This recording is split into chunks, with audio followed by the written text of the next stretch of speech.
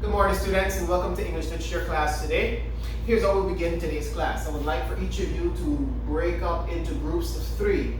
For those of you who are working online, if you notice there are some breakout groups that are available, you can go and organize with 2 other persons into that group as well. Alright, so groups of 3s, I'll give you 20 seconds to quickly find some who are all in groups. I have my mystery bag here with me today.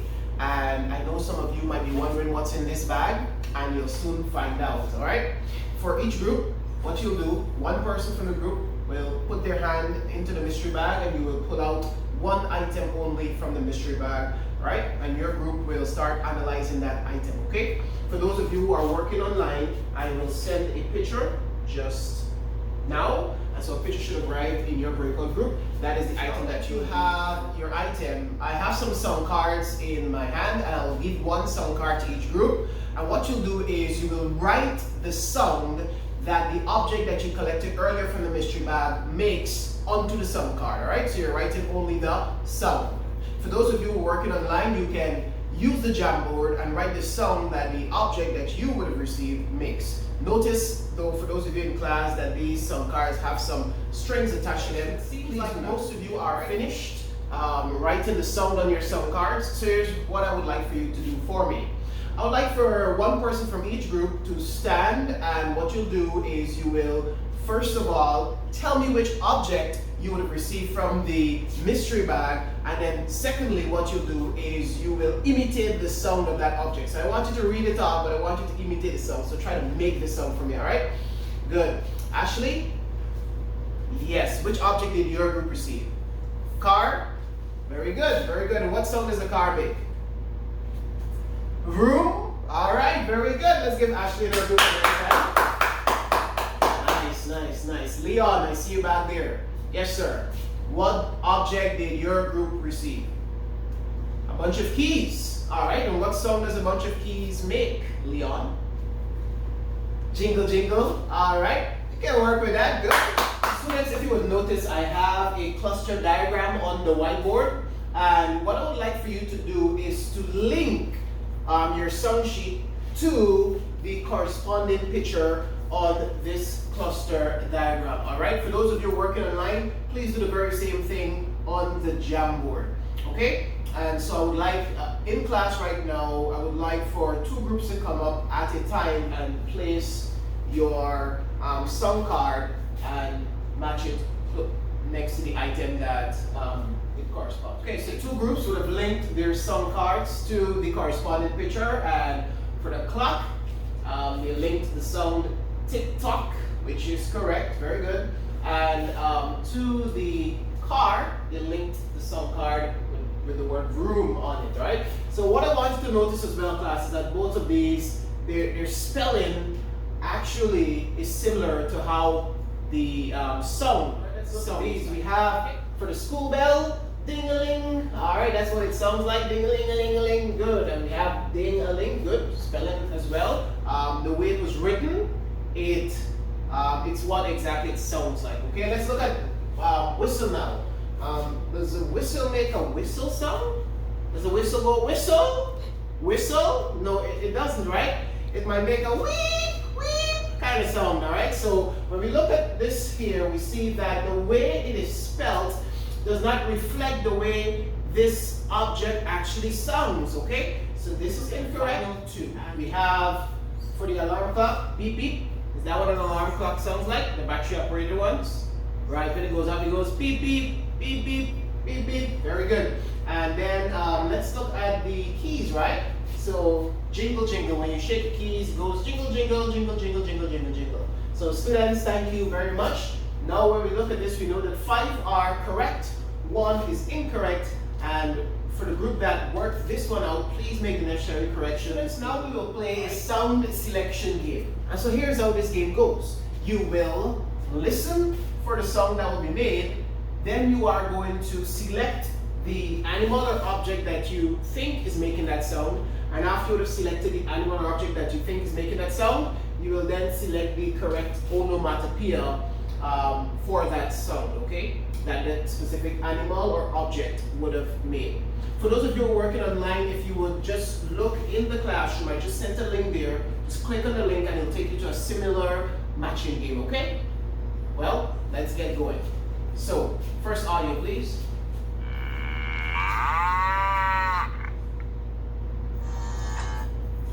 Alright, students, so you heard that. Let me ask you, which of these animals or objects do you think makes that sound? I know it's easy, right? A cow, exactly. So let's switch out our cow quickly. Let's begin with him. Right, good. So which one of these onomatopoeia do you think best describes the mooing sound that a cow makes? The M-O-O or the D-R-I-P or the, right, the M-O-O-O. Very good. First one. Excellent. Here we go. Good. Let's have the next sound. Listen carefully, class. That one's interesting, isn't it? Good. So what did that sound like to you? John? Sound like something was dripping. All right, okay. Well, let's see.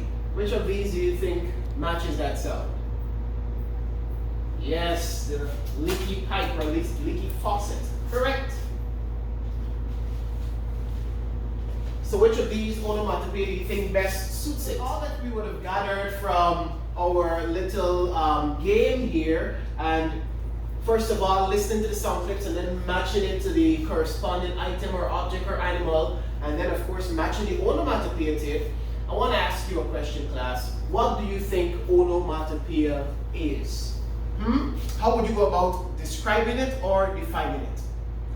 Well, I would like for you, in the same groups that you're in, to brainstorm for about 3 minutes a definition or a meaning for onomatopoeia. And you're going to share that with me after 3 minutes, okay? Now that you finish brainstorming, students, I would like for one person from each group to just stand and briefly tell me the response that you came up with as into what onomatopoeia is. Tracy, I see you there. Yes. Tell me what you think onomatopoeia is. It is a sound that objects make. All right, good. We can work with that. Brian, I see you there. What do you think onomatopoeia is? A word that represents a sound that is made. All right, good. Very good. Those two responses are good. Let's give these two students a nice hand. Very good. And if you go to the school group at this time, you'll notice in the English group in particular, I would have sent a link, and I would like for you to click on that link, and that link will take you to a game-based quiz. This quiz will explain the purpose of onomatopoeia. So I want you to enjoy playing it and take the quiz as well, all right? So you should have a fun time doing that. You can go ahead. Students, I hope you enjoyed that game-based quiz on the function or purpose of onomatopoeia. And just for those who might have missed our concept or our definition, we said that onomatopoeia is a word that imitates the sound it represents. For example, things like splash, that water might make when it's thrown away or if you walk in it, or the pop of a chewing gum that you blow up, or a balloon maybe, or the bang of a gun, or so on, right? Now what we want to do is we want to do another activity, and this activity is a fill in the blank activity, right? So we want to fill in the blank using some onomatopoeia, okay? So look at the sentences, and if you look to the right, you'll notice there are some possible answers that we can use to fill in the blank here, some possible onomatopoeias that we can use to fill in the blank. And so students, why don't you please help me here as we work this together, all right? So let's see if we can complete this activity here. The sheep went black. So let's find an onomatopoeia that will best suit completing the sentence, okay? Let's see, we have boom, we have ka-chang, we have burp, we have ba, we have beep, clanging, bark, bump, bow wow, bang. Which one do you think best suits there? Good, yes, we can use ba, because the sheep goes ba. Very good. All right, let's try number 2. The best part about music class is that you can blank on the drum. When you have a drum, what do? You beat on the drum, right? Beat on the drum, But beat is not an onomatopoeia, so let's see if we can find that one. Is it boom, ka-chang, burp, ba, beat, clanging, bark, bump, bow wow, or bang? What do you think? Bump? Bump on the drum? No, that wouldn't work. What about bang on the drum? Bang, bang, bang, bang, bang, bang. Yes, you can use bang on the drum. All right, good. Bang. And let's work on the final one, number 10. The blank pots and pans awoke the baby. So far we've used all of the onomatopoeias on the right except one. But let's see which one best matches here. Is it boom, ka-ching, burp, ba, beep, clanging, bark, bump, bow wow, or bang? Yes, it would be clanging. So we can say that clanging pots and pans awoke the baby. Awesome job completing those fill in the blank sentences. Students, what I have for you to do now is I have an onomatopoeia worksheet for you. And so first of all, you will organize into groups of twos and you will work with a partner to complete this worksheet. Now, there is an extract of a poem on the worksheet, and that poem contains several onomatopoeia. So what you'll do is that you'll search for the onomatopoeia, and once you would have identified it or them, you will simply circle it. All right? You have 5 minutes to get working on this activity. For those of you working online, I will send the activity to you. This worksheet together, and so we'll go through this and we will circle all of the onomatopoeias that are present in the extract. And what I would like for you to do is to shout, "Oh no!" every time you see an onomatopoeia being mentioned. All right? So let's go through it. This morning, a dinosaur trumped into the school. I heard somebody shouting, "Oh no!" right? So yes, this morning a dinosaur trumped. Here we have an onomatopoeia. Very good. Into the school. Ferocious, atrocious, and dripping with drool. I didn't hear anything. And remember earlier we looked at drip as an onomatopoeia. Remember that with the leaky faucet? So dripping is actually an onomatopoeia. So if you don't have this one, students, please make sure you make the corrections on your worksheet, all right? He had to be practically 20 feet tall and banged. I hear that ono being mentioned there. Good. And banged. Okay, students, so now I would like for you to access your devices. Click on the link that's in the English B group, and that link will take you to a video that shows you how to write an onomatopoeia. Once you have finished viewing that video, what I would like for each of you to do is you list 2 objects that you may find at a parade, 2 objects or animals that you may find at the parade, and then you will write the corresponding onomatopoeia for that item or object or animal that you would have listed, okay? So you have 5 minutes to do this. You can go ahead and get working. Devon and Fazia would have shared their completed work with us. And so Devon listed 2 items that may be at a parade. He has drum and shak shak.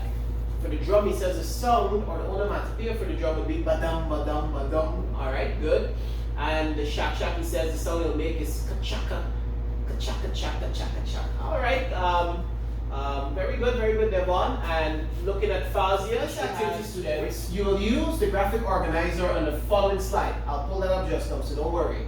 So you use that graphic organizer to write a 3-stanza, 3-verse poem on Mashramani that contains 1 onomatopoeia in each stanza.